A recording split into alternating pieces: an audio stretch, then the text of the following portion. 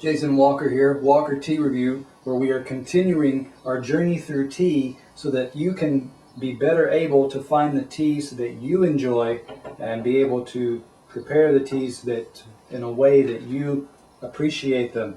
We have a tea today from Canton Teas. This is a useless effort with a spoon. This is CantonBaiLingGongFu tea. It is a kind of black tea. It looks at first very similar to a golden monkey in the colors. It is a black tea. We're going to sprinkle just a wee bit more in there. Okay, I'm going to give this one a rinse. One of the things to do that I would recommend if you haven't already done so is to attend some tea tastings if you ever get the opportunity. A tea tasting is an excellent way to try several teas, find the ones that you enjoy, get other people's perspectives on the teas, also find out background on the tea as well, so that you can be better prepared and have a range of experiences when you come to make a choice and a purchase. Alright, now we've got this one ready to go. Those leaves have stuck to the lid. We want them to contribute. There you go. Yeah. Okay, those are there. Water is down here out of the way. And yes, Canton Teas, CantonBaiLingGongFu tea. This information on the website tells us this is a winter 2008 tea, so still quite fresh. It is from the Fuding County of Fujian Province in China. Although, like I said, it does look very similar to a golden monkey, which is often from the Yunnan or southwest part, while Fujian is eastern coast, a coastal province. 40 grams for £6 99 pence. That is roughly equivalent to 1.4 ounces and a price of about $10.65, give or take a few cents depending on your exchange rate. Other things that we want to notice, or we can just go ahead and give a brief introduction to this tea. Some of the things that we see about this tea. We're comparing it to, or seeing how it relates to other teas like the Golden Monkey. How is it different? How is it similar? Smells, it does have a bit of the malty smell. What you'll also notice is that you do have your bright golden color. You have some of your faint brown colors as well.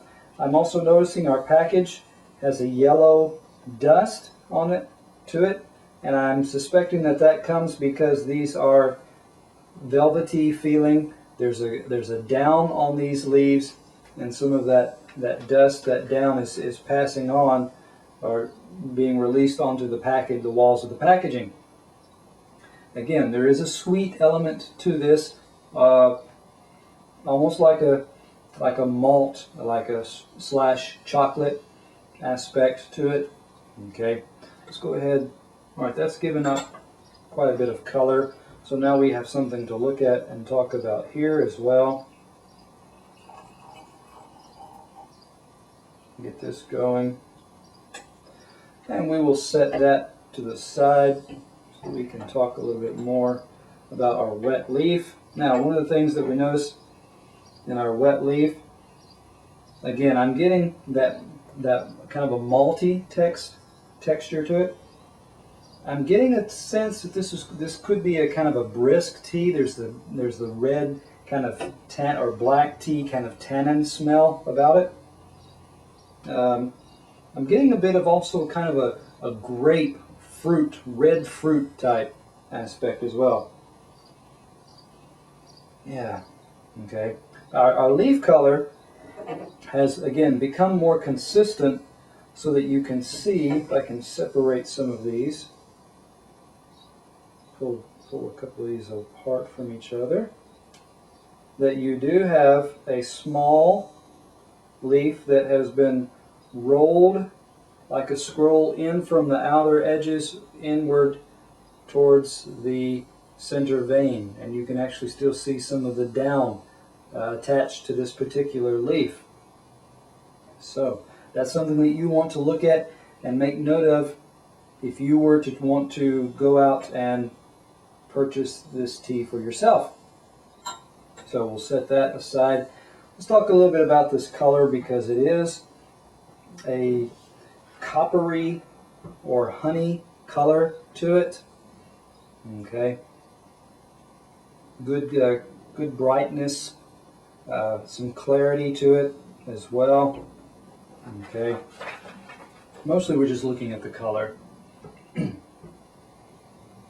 Smells. I am pulling out again some of that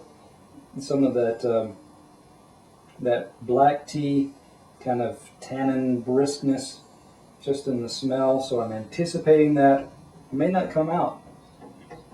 So give this one a swirl so we can let it talk a little about this tea and talk about, again, these are notes from this tasting and from previous tastings, so that we get a full range of taste from more than one steeping, because different steepings can bring out different notes in the tea.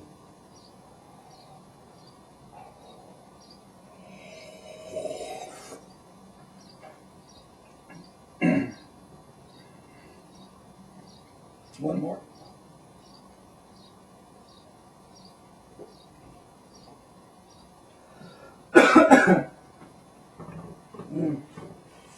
That gonna have to get some more.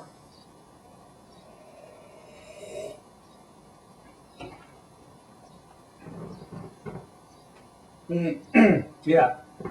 Now, some things that I'm detecting in this one. It does have a bit of the malty, although not as malty as some of the others that I've tasted. So in that sense, it's a little smoother. Other things that I'm getting is a kind of like a sweet bean aspect to it, like a sweet kind of kidney bean taste. The other thing I'm noticing is that the body of this tea, it is a bit light, and it did dissipate more towards the watery than some of the others, than other black teas of this style. So in that sense, it's milder. So to kind of put all of this together and wrap it up, we would give this tea, we would probably say it's an 80, it's an 84, because we'd like to have seen a fuller profile or a stronger body, so that it makes it a little smoother. We would like to have seen a little bit more of an aftertaste that carries some of that smoothness and that flavor, so that it doesn't disappear quite so quickly. Again, if it were to be compared to other black teas of this nature, it could have brought out a bit of a fruit, or a bit like a peach, or sorry, yeah, a peach, a plum. Like we said, we smelled some of the grape that didn't get carried over into the liquid. Those would have been welcome in this cup. So again, this was Canton Tea's BaiLingGongFu tea. I'm Jason Walker. This is Walker Tea Review.